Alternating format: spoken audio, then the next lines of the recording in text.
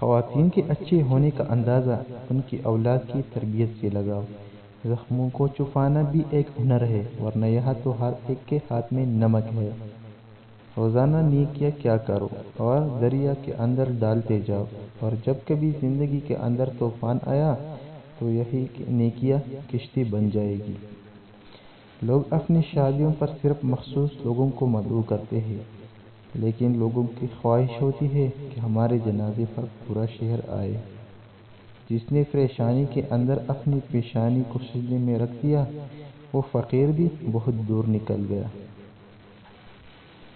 جو روزی روٹی انسان کا مقدر ہے، وہ اسے مل کر ہی رہے گی، کوئی اس کو گھٹا نہیں سکتا نہ بڑھا سکتا ہے۔ دوسرے کے گناہوں کے گنتے رہنے سے بندہ فارسا کبھی نہیں بن سکتا۔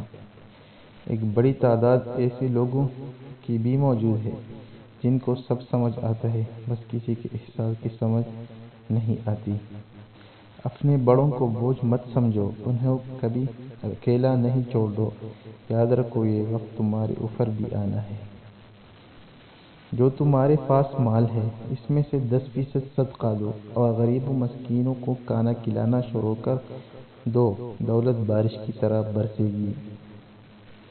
تمہارا اللہ کی رضا میں راضی رہنا رب کے کریم کا تم پر راضی ہونے کا اشارہ ہے۔